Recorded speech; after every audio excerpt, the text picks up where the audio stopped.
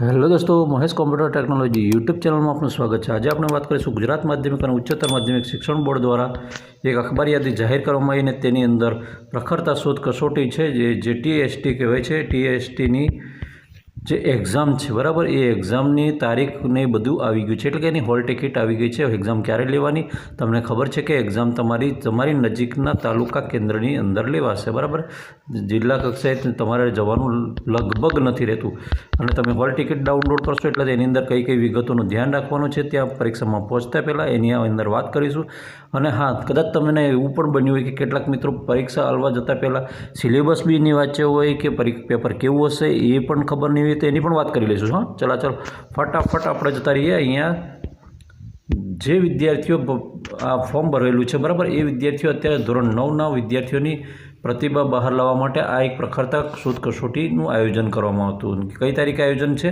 તાકે 30/1/2025ના રોજ, એટલે કે 30 જાન્યુઆરીના રોજ લેવાશે બરાબર। અને આ જે આવેદન છે બરાબર, એની હોલ ટિકિટ 17 તારીખથી ઓલરેડી ચાલુ થઈ ચૂકી છે। 17 તારીખથી ચાલુ થઈ ગઈ છે, એટલે તમે એવું નહીં વિચારતા કે ભાઈ હવે આપણે 30 છે એટલે 28 તારીખે ડાઉનલોડ કરીશું, એવું નહીં વિચારતા। હા, અને આના માટેની વેબસાઇટ કઈ છે? તો બોર્ડની વેબસાઇટ છે GSEB.org, એની પર જવાનું અને એની પર જશો પછી ત્યાં નાના આઇકોન આવશે ને, એમાં એક TST કરીને કેસરી કલરના જેવું એક આઇકોનવાળું આવશે, એના પરથી પણ ડાઉનલોડ કરી શકાશે। એમાં કરશો એટલે તમને જો બહારથી હોય તો મોબાઈલ નંબર નાખવાનો આવશે અને એ રીતે તમારે ડાઉનલોડ કરવાનો આવશે। યા તો સ્કૂલ લેવલથી હોલ ટિકિટ તમને એમનો જે નંબર હોય છે એનાથી નંબરથી ડાઉનલોડ કરી આપશે, સ્કૂલનો જે નંબર હોય છે એનાથી।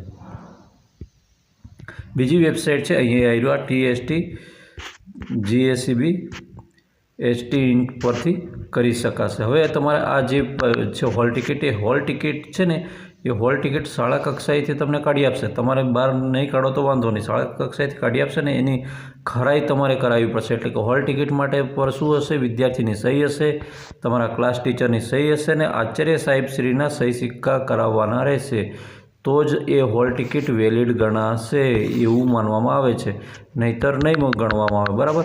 અને આ બધી કાર્યવાહી કરીને પછી તમારે જે આ સંબંધિત સમયની અંદર આ કાર્યવાહી પૂરી કરી દેવાનું છે એવું કહી દીધું છે। એટલે તમે ઝડપથી હોલ ટિકિટ ડાઉનલોડ કરતો અને હજુ પણ હોલ ટિકિટ આવી જાય ને કેટલાકને ખબર પણ ના હોય કે સિલેબસ શું છે ને એ બધું બરાબર। તો આપણે સ્ટાન્ડર્ડ 9ની એક્ઝામ દેવા જઈ રહ્યા છીએ, એટલે આની અંદર તમારે જે છે એ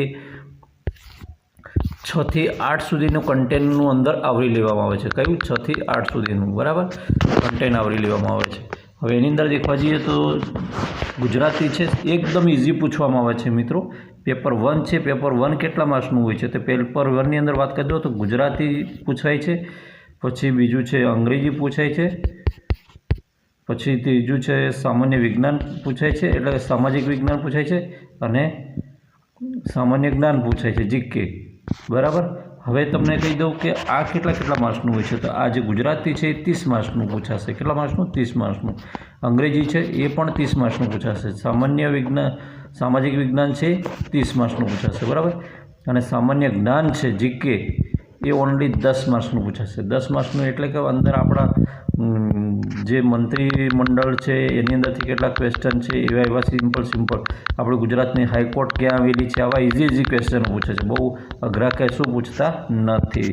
અને એના પછી પેપર 2ની વાત કરી તો પેપર 2ની અંદર દેખવા જઈએ તો એની અંદર 3 હોય છે। કઈ કેટલા હોય છે? 3 હોય છે બરાબર।